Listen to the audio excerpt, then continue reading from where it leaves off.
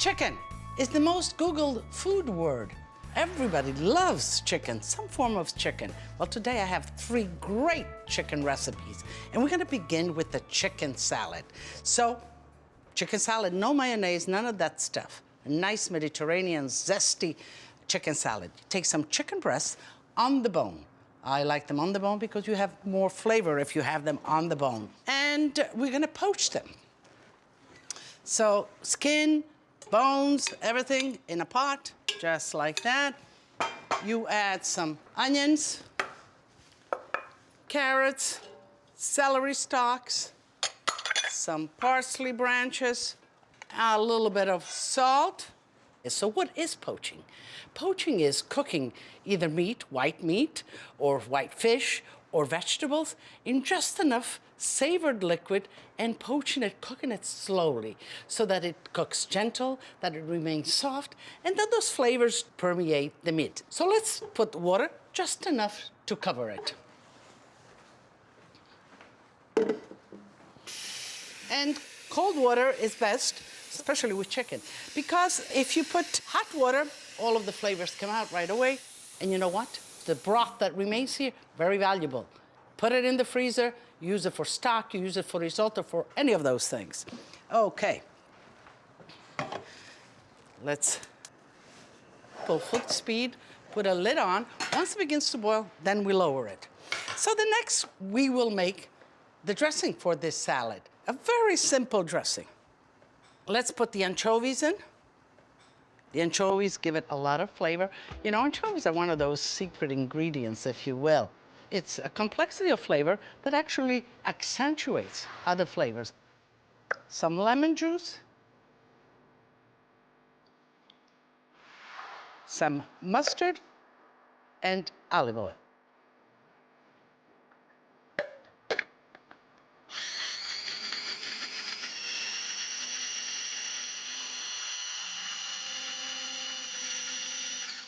So we have the dressing and the chicken that has been poached, and we now are making the salad. So you take the breast, the whole breast, and just take the skin right off.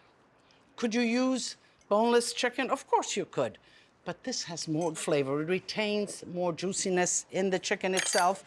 And then you just clean everything off, all the fat that remains, and you just kind of peel it right off the bone. It's so simple. There we go. That's one breast. Okay, that's the other breast. Now, I like it at room temperature. I don't like my chicken cold in a salad.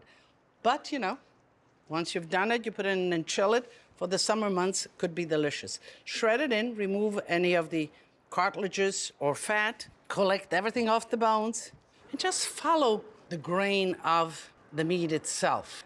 Let me show you. When you have these grains in here like that, all these grains, the dressing will lodge itself in there. And you can go as thin the shreds as you like, or as chunky as you like. So we have the dressing ready. What else do we add to this? Celery, just celery, and plenty of it.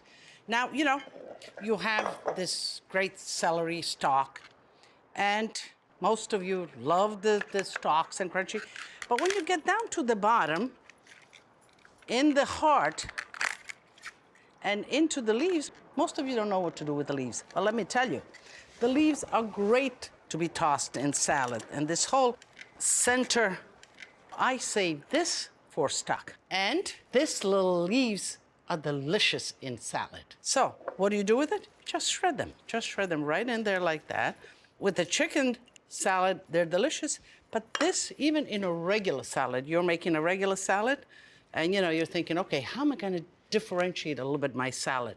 You have only one kind of greens, and I'm sure you have celery leaves in your refrigerator. Now, this is kitchen common sense, you know? And listen to that intuition, that inner voice that you have, because you have it already, I know, and I'm gonna give you some more.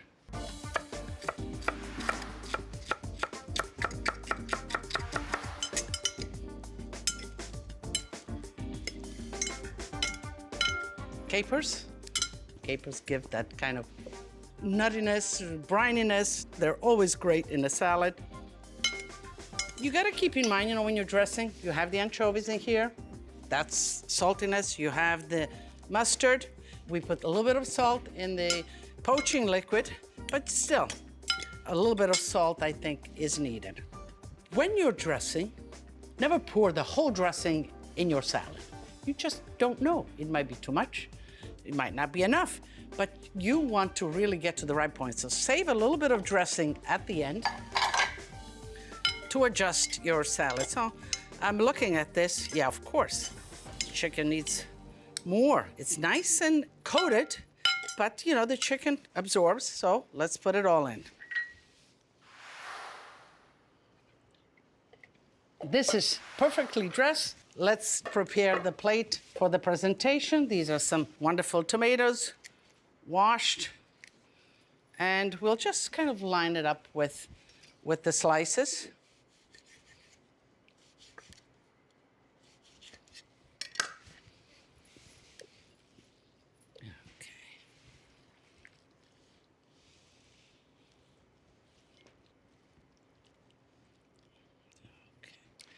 That looks great. Now, everything's dressed. What didn't I dress? The tomatoes, but I was waiting. I'm going to put just a little bit of salt. Every element has to have your attention when you're cooking, just a little bit. I'm going to drizzle just a little bit of oil on the whole salad, and here it is. Chicken, zucchini, and shells. That's a recipe that is gonna become one of your go-to recipes, I am sure. Easy to make and delicious. So let's begin with the zucchini. Zucchini, medium size, the fancy size, not the real big ones. The big ones have a lot of seeds in them. But if it's summer and that's all you can get, make sure that you kind of cut them and take the seeds off. So what do you do with a zucchini? Just cut off the tips, of course washed, and cut it in rounds. If it's a little too big, let me just show you. You can cut it like that in half, and then you have kind of half moons. And that's a nice shape also for this dish. All right. A nice big pan, there's the sauce gonna happen in here, and then ultimately we're gonna put the pasta right in there. Good olive oil is always the basis. We want to caramelize this zucchini, sort of cook them. And then we'll take them out because, zucchini don't take a long time to cook. So you don't want to leave them in there with the sauce.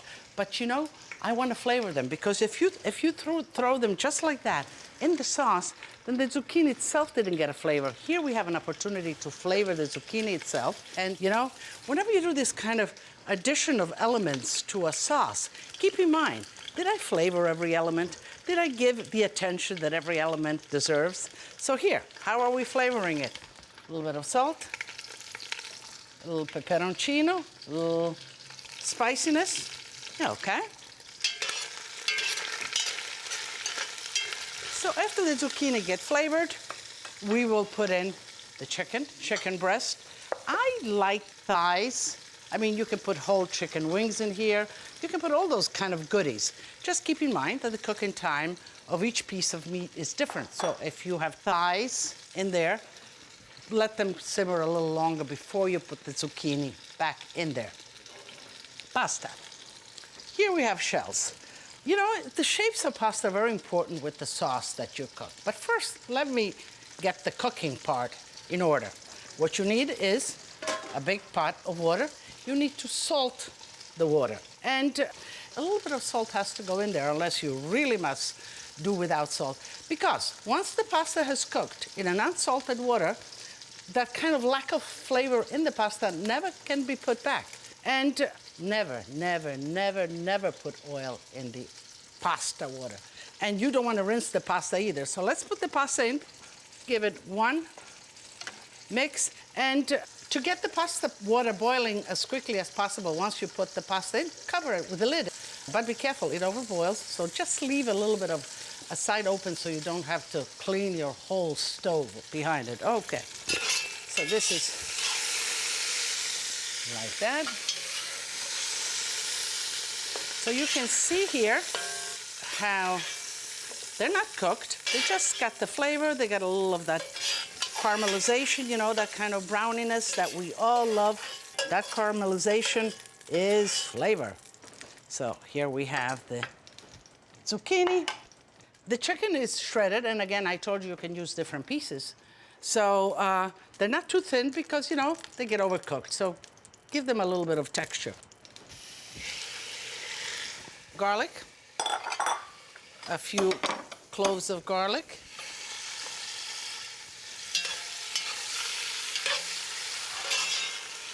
Okay, so the chicken is browning now, getting the flavors, and of course, we need some tomatoes for the sauce. So what you want is, what makes the great sauce, the best sauce, I think, is pomodoro from San Marzano tomatoes. So let's see, San Marzano are these wonderful long tomatoes. Well, they're good because they're meaty. They have little juice, and juice is acidity, and they have very few seeds. You know, crush it like this with your hands, you know, feel your food. The chicken looks slightly browned. Now, when the tomatoes are nice and sweet like that, they don't need an extra long cooking time. Now, I love scallions. Scallions are available year-round. They're non-pretentious, they're not expensive, and yet they really bring taste, texture, and freshness. And you see, I'm going all the way up, and I use the green part too. It's tender, it's delicious. The top, you can throw that out, but this is all usable and delicious. The chicken is done, the sauce is nice and dense. Let's add the zucchinis. Now the zucchini don't need any cooking at all, just kind of coming together. You want them nice and crunchy. Okay, so the sauce is perking. Let's get this pasta right in. Shake the excess water right out of it. And I always kind of undercook just a little bit the pasta. You know, us Italians really like it al dente. So if you undercook it a little bit, you put it in the sauce, and you kind of finish cooking it in the sauce itself. Just like that. This is, I think, just enough. I'm gonna shut off the fire, and I'm gonna add cheese.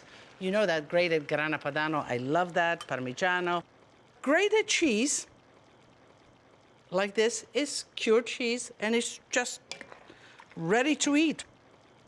So if you cook it at high temperatures, it will divide for you.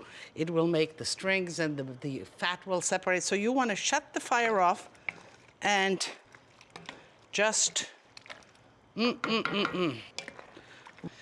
The scallions, I told you the scallions, the freshness, we'll add that just the last moment like this. And by the time it gets to the table, they will be just kind of wilted, but still have that freshness, that green freshness to the plate. I like bowls for pasta because the pasta stays in there, stays nice and cuddly and warm. And so while you're eating it, it's not on a flat plate all over the place and getting cold. You're cuddling your pasta so it stays warm for you. Like this, you certainly could portion your pasta just like I do, or you can bring the whole pot, family style, nice and warm. I put a coaster and I bring the pot to the table. So here we are. Just a little bit of last minute cheese. Let me taste some of it. Delicioso. Che buono. That kind of simple taste. There's a little zest. We put a little peperoncino. The pasta just took in all of the flavors. I guess it's just a perfect Italian pasta dish. Sauteed chicken. You know, chicken breast sauteed is one of those things that takes maybe 20 minutes the most. The question is, how do you really impart a lot of flavor into it? And the question that I get from you all the time is, you know, chicken breast is tough. So I'm gonna show you and I'm gonna tell you.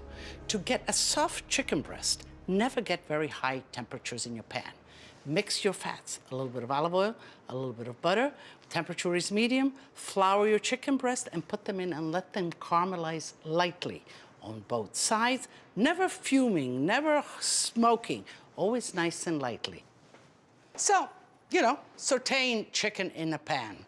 Chicken breast, I like dark meat and thighs and all of that, but sometimes chicken breast makes the day.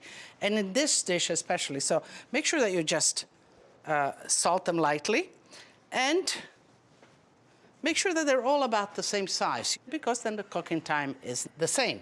So the sautéing of the chicken, a very gentle sauté, to keep it soft so it doesn't overdry. Chicken breast cooked gently is a soft chicken breast. A little bit of oil, a little bit of butter, so that the temperature in the pan is not that high. All right? Now, when it's still medium, just lightly flour the chicken, put it right in there. Do not overflour.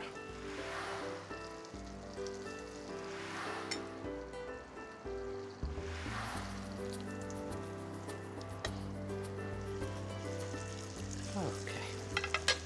You can see already there's a gentleness about this cooking method, and ultimately it yields tender chicken breasts. And they don't have to be scorched or colored, just a little bit. Cook the flour, get a little bit of color on them. And if it's not really the way you like it, yes, raise a little bit the heat and just stand by it until it gets nice and caramelized. So what are we gonna make? What kind of sauce are we gonna make with this tender chicken? We're gonna make sort of a Sicilian flavored chicken. Olives, oranges, some of the best oranges grow in Sicily, and some red onion with a little bit of fennel powder. In Sicily, they use a lot of fennel, and I love fennel. But in this case, adding just a little bit of fennel powder, it will bring it to the feels of Sicily, that intense, wild flavor, if you will. Okay. So here we are. I think that the chicken is beginning. We'll remove it. And the chicken now is about halfway cooked. We will finish cooking it in the sauce. Right in here, there's still this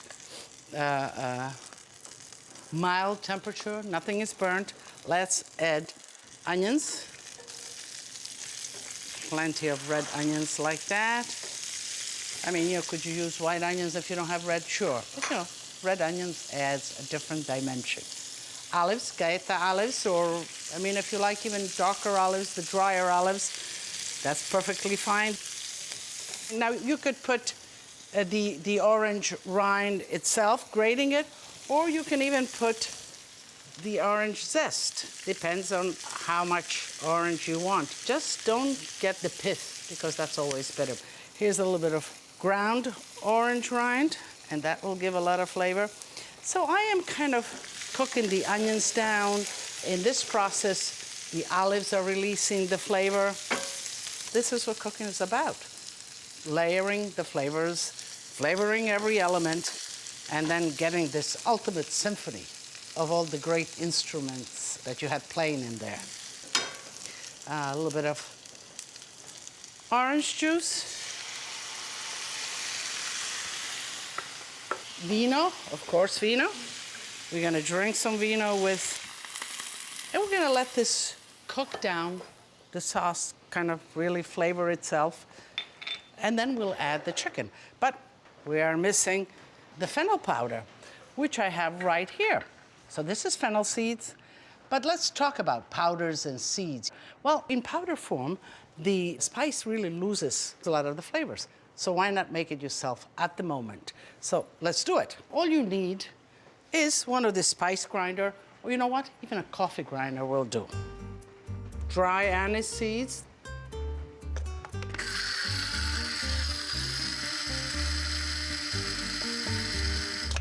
So here we are. The aroma of the anise really comes out. You see, in its powder form, it really releases its maximum. We'll put it in the sauce, and it really permeates the whole sauce. It's not a seed here and there. And sometimes you even find seeds a little annoying in a dish. Either you put it aside, or you don't know what to do with it, whether to crunch it or put it aside. But the powder, you put it right in, and it will permeate the sauce. Now, I happen to like fennel, so I am generous with it. Let's put the chicken right back. Let me just see where we are. You know what? You need to taste when you cook, because this is your guide. It takes you places. It tells you things. It tells you what's in there. So, what did it tell me? Well, it told me that I'm missing a little bit of salt. That's great. It told me that I could use a little bit more viscosity, a little bit more butter, in other words. You can see that the sauce is kind of loose. You want it nice and dense. It told me that I could use a little bit more of the fennel powder. And now I am going to slide the chicken right back in. And the chicken is not cooked, but I don't want to overcook it. At this point, you look in your pan. How much sauce do I have? Is the sauce viscous enough? Is it ready? All of these elements, so you can control that. You can add a little bit of stock or wine if you don't have enough and the chicken isn't cooked. But if you have a lot, you just raise your temperature, you blast it high, and it's gonna cook quickly. At this point, the chicken is safe. Okay, it has a nice zesty acidity. You see, I can tell the chicken is tender. I would say just one last touch of salt. Parsley. And parsley, you want to always do it at the end. You don't want to cook it. You want the freshness of parsley. So, we're ready to serve. And certainly you can serve it family style, or you can plate it. Make sure the plates are nice and hot when you do plate it. You don't need too much of the sauce. There is, the chicken has sort of steeped a little bit in the sauce itself. It has enough flavoring, maybe just a little bit. And I think that looks good. I can't resist, and I need to taste it as soon as I'm cooking, and I want to tell you what it's like. Oh, the chicken is so tender, really tender. The anise permeates everything. The olives, the tinge of exoticism, if you will. And the onions are crunchy and sweet and kind of make music under your teeth. So, tutti a tavola a mangiare e bere.